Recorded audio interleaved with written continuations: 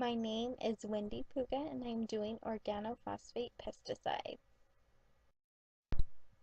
My toxic substance is organophosphate pesticides, which is very toxic insecticide. Most of the OPs are insecticides, but they can also be herbicides or nerve agents. They were developed in the 19th century and were discovered in 1932. They are at high exposures. They are very poisonous. Um, 40 organophosphate pesticides are registered in the US, and about 73 million pounds are used in agriculture and residential settings. And those are a list of some of the insecticides. The U.S. Environmental Protection Agency listed them as very acutely toxic to bees, wildlife, and humans. They were used in World War II as nerve agents, which shows how poisonous they are. They are widely used as solvents, plasterizers, and EP additives. Malathion, which is a common OP insecticide in the U.S., is used in agriculture, residential landscaping, public recreation areas, and in public health pest control programs such as mosquito eradication. So the exposure for this toxic substance is very poisonous. Their effects on insects were similar to the effects on humans. These pesticides affect the human nervous system at low doses by disrupting the enzyme that regulates acetylcholine by reversibly inactivating acetylcholinesterase. Can also be hazardous to brain development in children and fetuses. It affects enzymes in a variety of ways, and this is why it's so poisonous. They degrade rapidly by hydrolysis on exposure to sunlight, air, and soil. The EPA banned most residential uses in 2001, but they are also still sprayed agriculturally in fruits and vegetables. It also used to control pests in public places like parks and can be absorbed through inhalation, ingestion, and dermal absorption. Some symptoms of this disease that you can get: decrease in plasma or red blood cells, headache, restlessness, convulsions, loss of consciousness, coma, profuse runny nose, excessive bronchial secretions, wheezing, shortness of breath, tightening chest, increase or decrease in respiratory rate, increase or decrease in heart rate, and high or low blood pressure. You can also get abdominal pain, nausea and vomiting, diarrhea, urinary incontinence frequency, weakness, fasciculations, sweating, lacrimation, cholinesterase activity. You can also die from respiratory failure.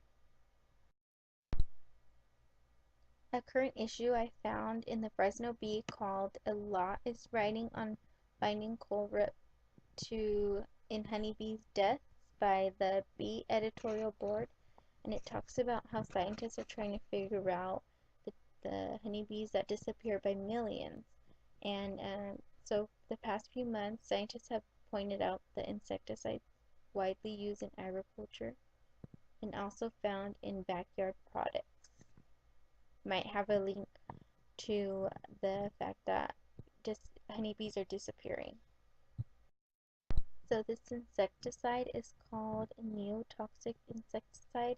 It's chemically similar to nicotine, and it impairs honeybees' ability to forage for pollen and lessens their ability to rebuild their colonies for the winter.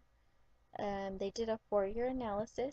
There was 29 scientists that reviewed more than 800 peer-reviewed reports, and they concluded that insecticides called neonicotinoids are causing significant damage to insecticides and are a key factor to the decline of bees. So I got this quote from Jean-Marc Bonmatin of the National Center for Scientific Research in France, and he said, "We are witnessing a threat to the productivity of our natural and farmed environment equivalent to that posed by a organophosphate or DDT. So basically, he's talking about how not enough bees are affecting our natural environment and our agriculture. They also said while honeybee populations have slightly rebounded, their disappearance remains a mystery that confounds scientists and should worry the rest of us. About one-third of the food we eat, apples, melons, broccoli, squash, and many other fruits, vegetables, and nuts, grow with the help of bees. So, having known this, why are we still using these insecticides that are killing bees when bees are really important to our environment? Some ways to prevent exposure to OPs would be not to walk in fields of fruit and vegetables after they have sprayed the insecticide. If you are around the pesticide, make sure that you have adequate equipment on.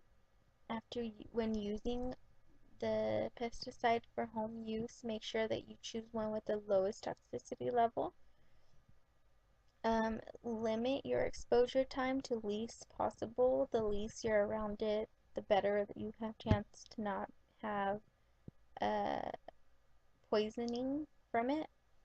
Make sure you pay attention to warning signs around the pesticide. Usually when they spray the pesticide, they put signs around so people know not to step in it.